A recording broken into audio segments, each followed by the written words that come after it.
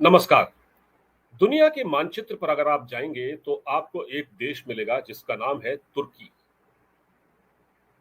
तुर्की का एक हिस्सा एशिया से लगता है, जो बड़ा हिस्सा है वो एशिया में है, और एक छोटा हिस्सा है जो यूरोप में है। यानी अगर आप ये कहें कि तुर्की एशिया और यूरोप के बीच में एक ब्रिज का काम करता है, एक पुल का काम करता है, तो गलत नहीं होगा। लेकिन इस देश की एक खासियत है कि इसकी जो इसके अंदर एक कट्टरता है, एक इस्लामिक कट्टरता है इसका जो शासक है तैयब उर्दगान, वो अपने पड़ोसियों से चिढ़ता है। जैसे पाकिस्तान भारत से चिढ़ता है। टर्की और पाकिस्तान में बहुत हद तक समानता है।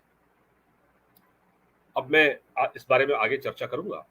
उससे पहले मैं आपको बता दूं कि अभी जब पहलगाम में आतंकवादी हमला हुआ, भारत की सेना ने, भारत की एयरफोर्स ने पाकिस्तान के आतंकवादी अड्डों को ध्वस्त किया, काफी नुकसान किया। हमारे एयरफोर्स ने रावलपिंडी के नूर खान एयरबेस को, सरगोधा को, कराची पोर्ट को बहुत नुकसान पहुंचाया। अब ये बात पाकिस्तान का मीडिया कह रहा है, पहले तो उसको छिपा रहे थे, अब कह रहा है। लेकिन पाकिस्तान पर जब हमला हुआ, जब भारत ने पाकिस्तान पर हमला किया, तो सबसे ज्यादा किसको तकलीफ हुई? वो दो देश हैं, एक है चीन और एक है टर्की।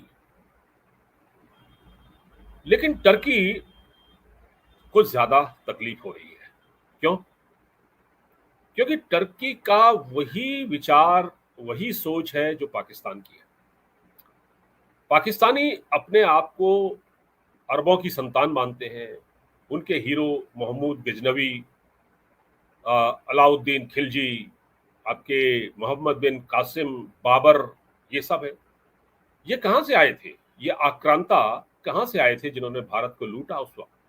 ये तुर्की से ही आए थे। बाबर भी तुर्की से आया था, महमूद गजनवी, और एक आपका ये मोहम्मद बिन कासिम। तो पाकिस्तान का जो आइडियल है वही टर्की का है। टर्की और पाकिस्तान में कोई फर्क नहीं है।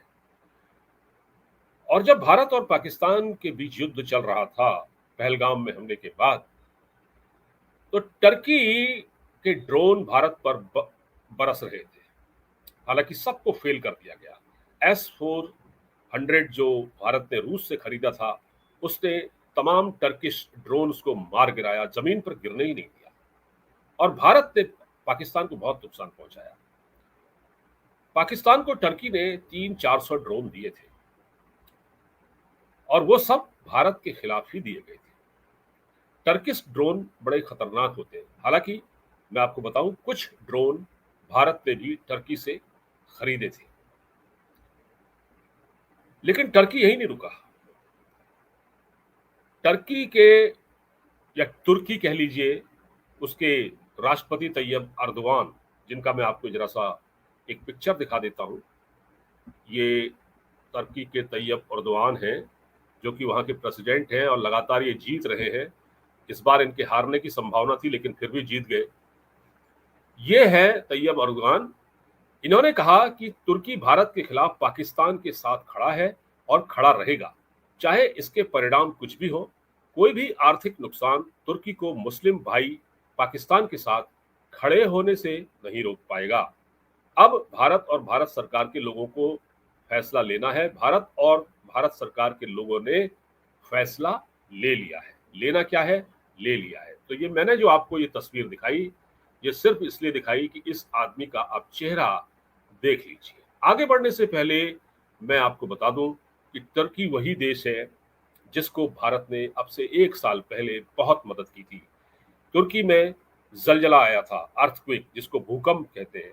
बड़े पैमाने पर महाविनाश हुआ, और तुर्की की बड़ी बड़ी आलीशान इमारतें जमींदोज हो गई।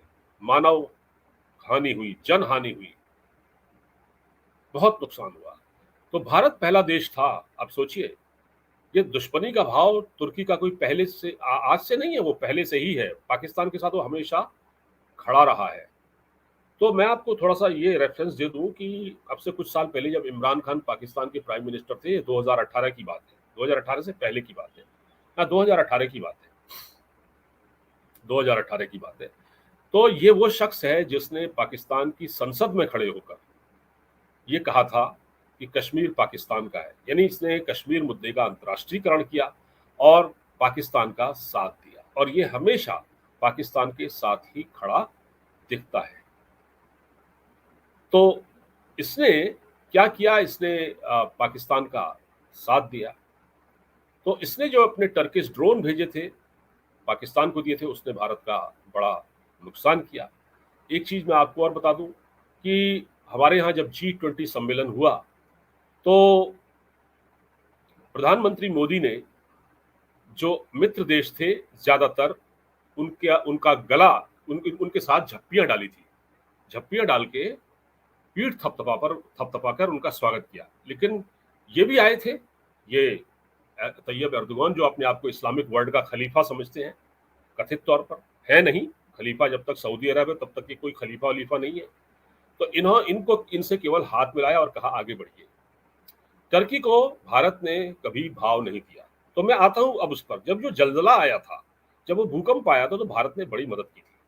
उस वक्त भारत के अंदर कुछ लोगों ने इसका विरोध भी किया था कि टर्की हमेशा पाकिस्तान का साथ देता है, कट्टर इस्लामिक मुल्क है, टर्की और पाकिस्तान की सोच में कोई फर्क नहीं है, भारत सरकार को इनकी मदद नहीं करनी चाहिए। लेकिन भारत ने मानवीय आधार पर टर्की की मदद की, हर तरह से, दवाओं से, कपड़ों से, भोजन पदार्थों से, और कई चिकित्सा सामान भेजा, रहने के लिए कंबल भेजे। सर्दी के दिन थे, उन दिनों सर्दी, कड़ाके की सर्दी पड़ रही थी, तो ओढ़ने के लिए कंबल, रजाई, जो भी था भारत के पास, सब भारत ने यहाँ से भेजा।